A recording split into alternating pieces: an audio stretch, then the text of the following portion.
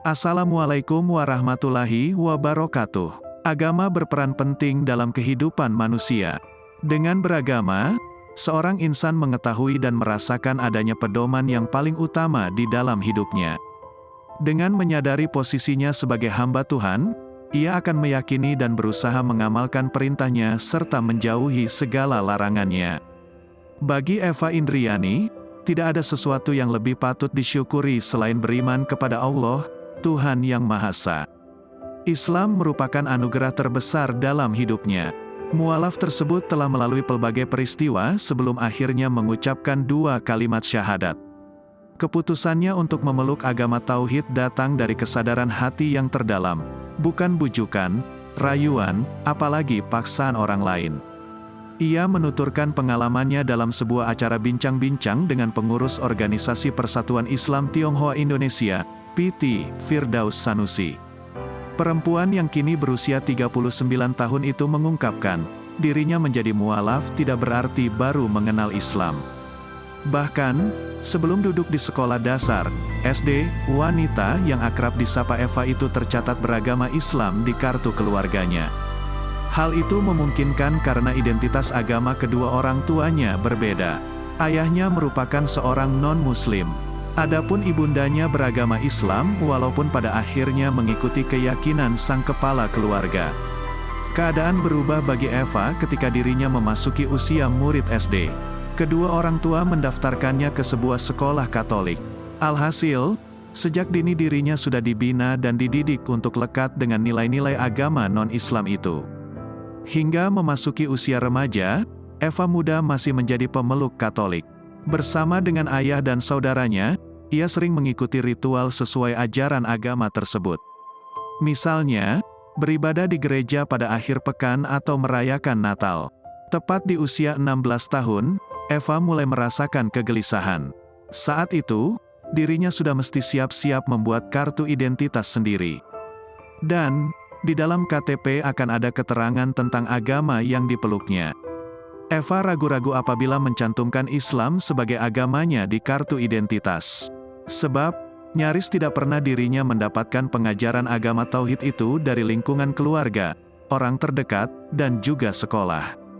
Sebaliknya, ia lebih akrab dengan agama yang dipeluk ayahnya. Berbicara dengan ibundanya pun tidak begitu banyak mengatasi persoalannya itu. Pada suatu hari, aku berbicara ke Mama, untuk meminta pendapatnya bila memeluk agama Papa. Mama terkejut, tetapi tidak bisa berbuat apa-apa, kata Eva Indriani menuturkan kisahnya melalui akun YouTube Firdaus Sanusi, yang dilansir Republika beberapa waktu lalu. Sebelum resmi memeluk agama ayahnya, ia mempelajari ajaran Katolik selama 1 tahun. Tatkala usianya mencapai 17 tahun, tepat pada 2000 perempuan ini pun sudah bisa memiliki KTP.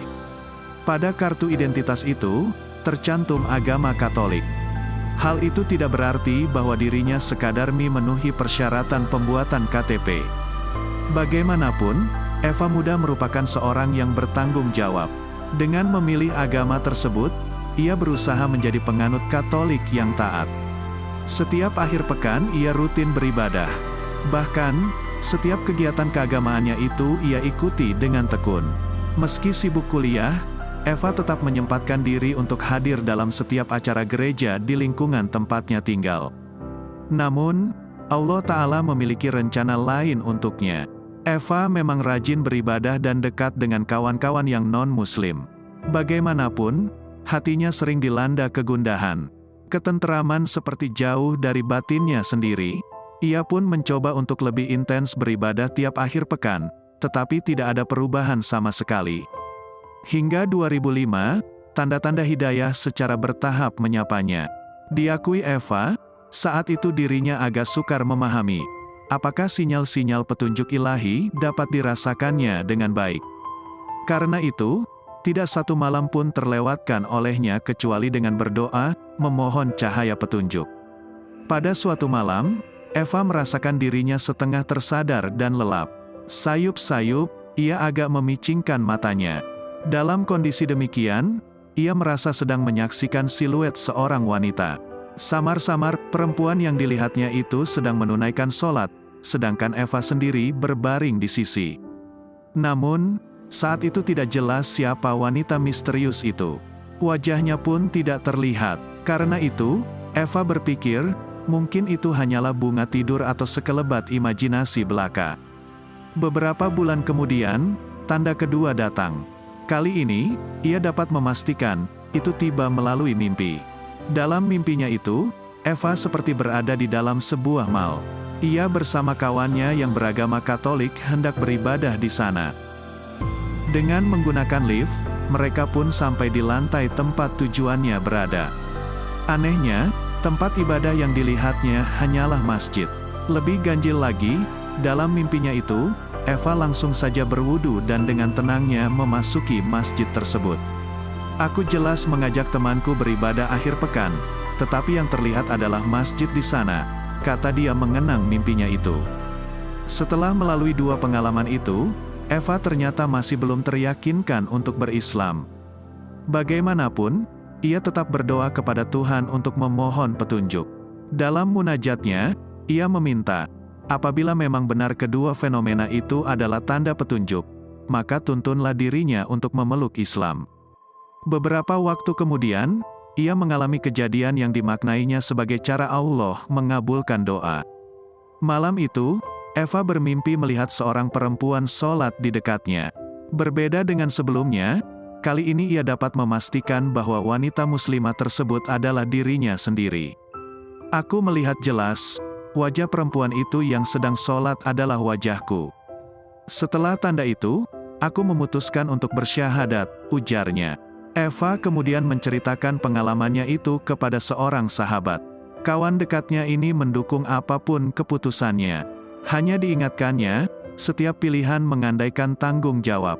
Pada pertengahan 2005, Eva sudah membulatkan tekadnya untuk berislam. Di Masjid Agung Sunda Kelapa, Jakarta, dirinya mengucapkan 2 kalimat syahadat. Proses itu disaksikan seorang imam dan sejumlah jamaah serta beberapa temannya. Setelah bersyahadat, Eva tidak berani langsung berterus terang kepada kedua orang tuanya. Ia memilih untuk bercerita kepada adik ibundanya. Ia merasa, hanya bibinya itu yang sangat mendukung keputusannya. Meski terkejut, sang bibi bersyukur bahwa keponakannya telah memilih agama yang seiman dengannya. Beberapa bulan telah berlalu, Eva tetap menyembunyikan keislamannya. Ia masih khawatir apabila konflik terjadi di keluarganya. Sebagai seorang muslimah, tentu saja mesti melaksanakan amalan-amalan yang wajib. Maka, Eva pun dengan intens belajar salat. Begitu pula dengan berpuasa. Meski semua itu dilakukan secara sembunyi-sembunyi, ia dapat melakukannya dengan cukup baik.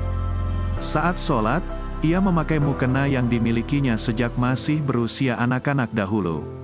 Eva mengakui ukuran tubuhnya saat itu tidak berubah banyak sehingga mukena yang tersimpan rapi itu masih dapat digunakan.